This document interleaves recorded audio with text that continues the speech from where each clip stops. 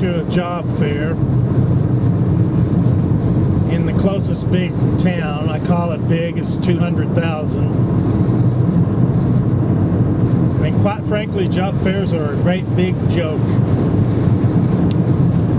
I went to the first job fair that city ever had at their civic center in the 1970s, and it was apparent to me right away that these were nothing more than PR events for the companies that show up and for the Workforce Commission. So that it looks like something is being done about the problem of unemployment, and it also gives them the perfect opportunity to absolutely run off at the mouth about their bogus unemployment numbers. But I'm going to go and I'll take some resumes. My experience with job fairs has been, and I know this firsthand, this is firsthand information. Maybe not all of the corporations that show up there, but at least part, maybe even a big part of them, show up at job fairs with marching orders from the corporate headquarters saying to their HR people, do every interview you can do, take every resume you can take, get every application filled out you can, but we're not hiring anyone. The company that I worked for 11 years that I left in January did that exact thing. Because none of these companies want to give the appearance of how bad things are for themselves and for the economy in general.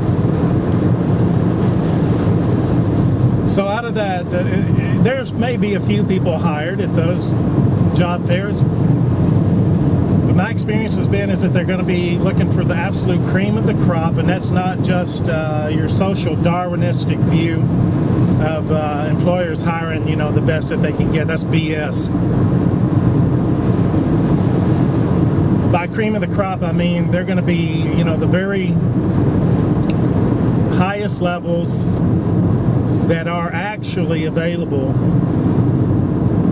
are going to be recruited. The brightest stars. Pooey. That's what I got to say about that. But I'm going to go because I don't want the Employment Commission to be able to say that I didn't go. So I'm going to go, and I'm going to go in good faith, in good effort. Really, my honest goal of this, of even fooling with this, I just almost didn't go because it's just, I know the phony routine about it all. And I almost just said the heck with it. But no, I'm going to go. I'm going to go in good faith. They're not going to be able to say that I didn't try, this avenue. And I will get some cards from people, and anybody that'll take my resume, I'll give it to them. But job fairs are a total, complete waste of time. Absolute, total, complete waste of time. They're phony. They're PR events for the Employment Commission, the State Employment Commission, and the corporations that show up. The company that I work for had standing instructions that anybody who came in to fill out an application was to be given an application and was to be given an interview. And the corporate office said, we are not funding any new positions, but we want those people interviewed, we want the applications taken. Typical dishonesty. But now on an up note, if you want to call it that, I call it a bittersweet.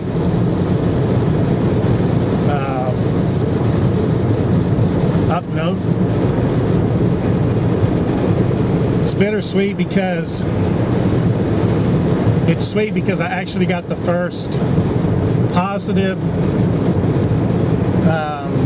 reply to my to all these job applications. A company actually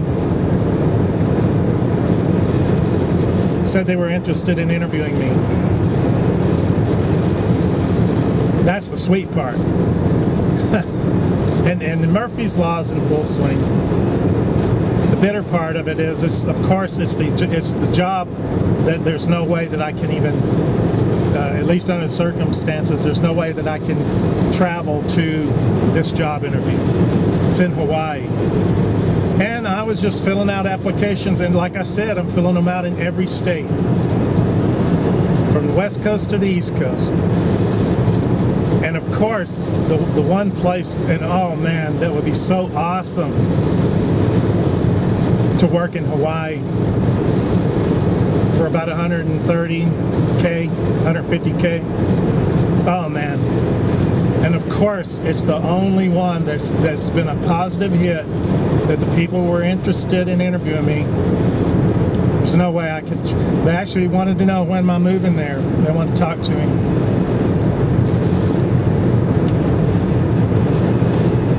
I mean, I'm glad that I applied, and I'm glad I got the positive hit, because it's so, when you're in this position, any positive feedback makes you feel so good.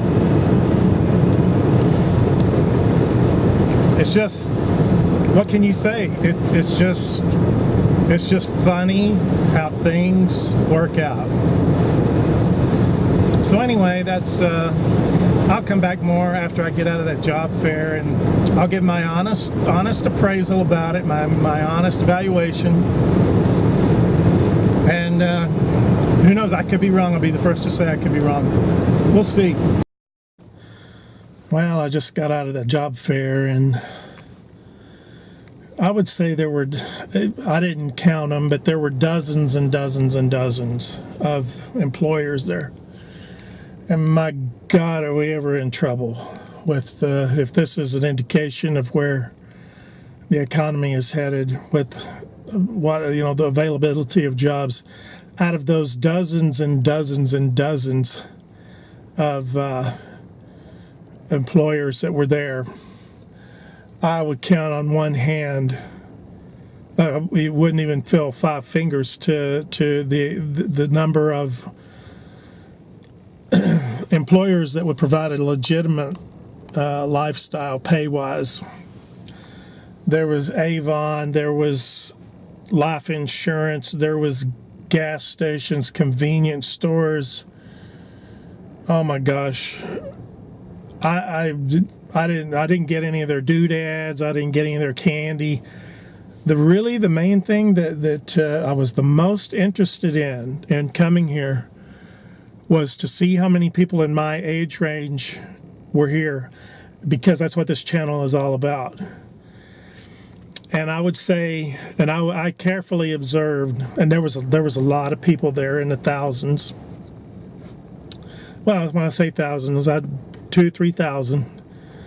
I would say a third of them made up the 55 and over age range. A third. That doesn't sound like a big deal, but that's sickening. I mean, that this older generation is out of work on that level. And I mean, there were jobs that were, that you would expect to see at a job fair, like the Department of Public Safety, the city police, the universities. The universities, I've worked for them, they're very low. I mean, when I say low pay, I mean disgustingly low pay. And you get paid once a month. That ain't for me. Never again. Never again. But there were the two employers that were here that had lines that went all through the building, were government military contractors that are in this area, the two big ones. And naturally, I mean, their pay is very good, and so naturally you'd expect to see long lines in those two. I mean, life insurance, there were like 2 or 3 staffing agencies here, which is, that's a good thing to see those. Oh my gosh, I mean, the crappy jobs that you to work for I would say 98 out of 100 of those employers that are here, you would definitely be classified in as working poor, the working poor. Warehouse jobs. They did have 2 or 3 of the the Carpenters Union was there. That was good. The non-union version of the electrical union was here. That was good to see them here.